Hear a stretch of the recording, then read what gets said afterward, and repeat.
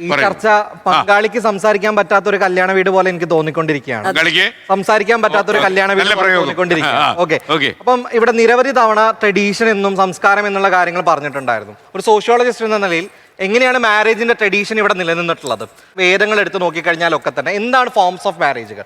പൈശാചികം. നിങ്ങളൊരു സ്ത്രീയെ ഇൻടോക്സിക്കേറ്റ് ചെയ്തുകൊണ്ട് ഡ്രഗ് കൊടുത്തുകൊണ്ട് റേപ്പ് ചെയ്ത് കഴിഞ്ഞാൽ അതൊരു ഫോം ഓഫ് മാരേജ് ആണ്, ട്രഡീഷണൽ മാരേജ് ആണ്. രാക്ഷസീയം എന്ന് പറയുന്ന മാരേജ്, പ്രീസ്റ്റ് ആയിട്ടുള്ള ഒരാൾക്ക് കൊടുക്കുന്ന ബ്രഹ്മവിവാഹം പോലുള്ള മാരേജുകൾ, യുദ്ധം പ്രയോഗിച്ചുകൊണ്ട് ഭീഷ്മരൊക്കെ ചെയ്ത പോലെ യുദ്ധം പ്രയോഗിച്ചുകൊണ്ട് സ്ത്രീകളെ തട്ടിക്കൊണ്ടുപോകൽ, ഇതൊക്കെ വളരെ ട്രഡീഷണൽ ഫോംസ് ഓഫ് മാരേജ് ആണ്. സതി എന്ന് പറയുന്നത് മാരേജുമായി അസോസിയേറ്റ് ചെയ്തതാണ്. ചൈൽഡ് മാരേജ് ഇന്ത്യൻ ട്രഡീഷനിലെ ഫോം ഓഫ് മാരേജ് ആണ്. ഈ ഇത്തരം മാരേജ് ഫോമുകളെ ഒക്കെ തന്നെ ഇല്ലാണ്ടാക്കിക്കൊണ്ട് ഗാന്ധർവ വിവാഹം എന്തുകൊണ്ട് നമ്മൾ പറയുന്നില്ല? ട്രഡീഷണൽ ഫോം ഓഫ് മാരേജ് അല്ലേ? ലിവിങ് ടുഗദറിന് സമാനമായ ഗാന്ധർവ വിവാഹം ട്രഡീഷണൽ ഫോം ഓഫ് മാരേജ് ആണ്.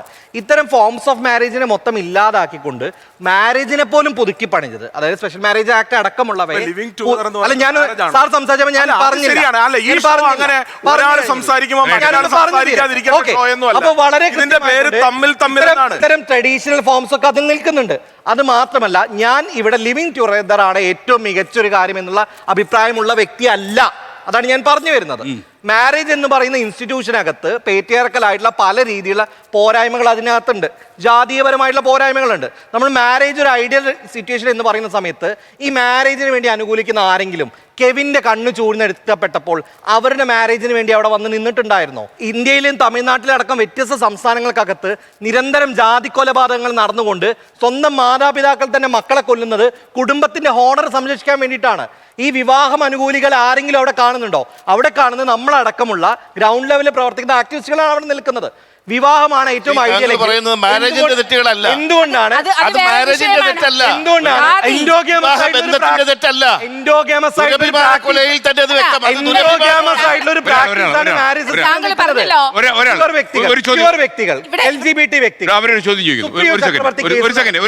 എന്തുകൊണ്ടാണ് ക്യൂർ വ്യക്തികളായിട്ടുള്ള എത്ര പേർ വിവാഹത്തിന് വേണ്ടി വാദിക്കുന്നതിൽ എത്ര പേർ ക്യൂർ വ്യക്തികളുടെ വിവാഹത്തെ അനുകൂലിക്കുന്നുണ്ട്? നിങ്ങൾ പറയുന്ന മാരേജ് ആണ് ഐഡിയൽ എന്നാണ്.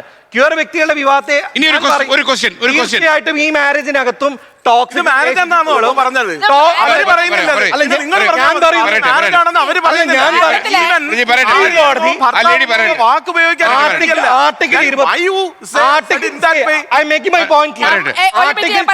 പ്രകാരം personal liberty, catena of judgements, living together റിലേഷൻഷിപ്പുമായി ബന്ധപ്പെട്ട് കാറ്റൻ ഓഫ് ജഡ്ജ്മെന്റ്സിൽ സുപ്രീം കോടതിയും അപ്ഹെൽഡ് ചെയ്തിട്ടുള്ള കാര്യമാണ്.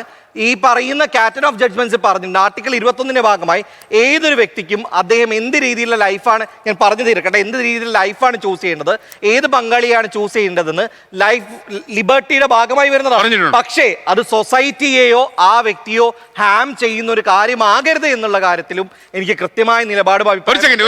ഇത് മൊത്തം വിശാലമായിട്ട് ഒരു അധികാരബന്ധവും ഇല്ലാത്ത ഒരു സാധനം. ഈ നാട്ടിലെ വിവാഹ ബന്ധങ്ങളെയും ഗാന്ധർവ വിവാഹത്തെയൊക്കെ കുറിച്ച്, അതായത് ഇതിന്റെ ഈ രാജ്യത്തിന്റെ ഒരു പാരമ്പര്യം എന്ന് പറയുന്നത് അത് വളരെ മോശമാണെന്നുള്ള രീതിയിൽ താങ്കൾ സംസാരിച്ചല്ലോ. താങ്കൾ ആദ്യം പഠിക്കണം, ഈ ശിവന്റെ പാർവതിയുടെയും ആ ബന്ധത്തിൽ നിന്ന് തുടങ്ങുന്ന, ആ ദാമ്പത്യത്തിൽ നിന്ന്, ആ കുടുംബത്തിൽ നിന്ന് തുടങ്ങുന്നത് ആ പാരമ്പര്യമാണ്, ആ സംസ്കാരമാണ് ഈ രാജ്യത്തെ വിവാഹ ബന്ധം. ആ സംസ്കാരം വെറുതെ ആവശ്യമില്ലാതെ ഈ സംസ്കാരം പിന്നെ ഞാനൊരു ഉദാഹരണം പറയാം. സംഘകാലഘട്ടത്തിൽ ഉണ്ടായിട്ടുണ്ടായിരുന്ന നിങ്ങൾ പറയുന്ന മാരേജ് പോലുള്ള ലീഗലൈസ് സർട്ടിഫിക്കറ്റ് കിട്ടലല്ലോ മാരേജ് എന്ന് പറയുന്ന പരിപാടി. അതിനപ്പുറത്ത് പരസ്പരം ദമ്പതികൾ തമ്മിലുള്ള അണ്ടർസ്റ്റാൻഡിങ്ങൾ, കമ്പാഷൻ, ടുഗദർനെസ് ഒക്കെ ഉള്ള ഒരു യാത്രയാണ്. ആ യാത്രക്കകത്ത്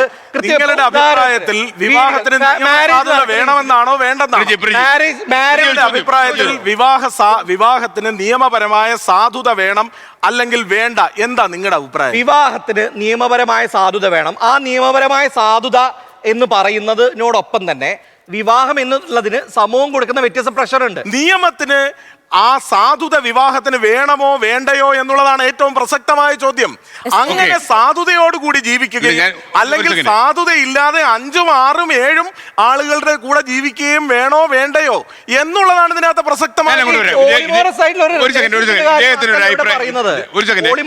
എല്ലാ ലിവിംഗ് ടുഗദർ ചെയ്യുന്ന ആളുകൾ ലോകത്തെവിടെയായാലും ഏത് സമയത്തും 24 വാർത്തകളും ഓഗ്മെന്റഡ് റിയാലിറ്റി പാക്കേജുകളും എക്സ്പ്ലെയിനറുകളും വിശദമായി കാണാൻ ഞങ്ങളുടെ യൂട്യൂബ് ചാനൽ നിങ്ങൾക്ക് സബ്സ്ക്രൈബ് ചെയ്യാം.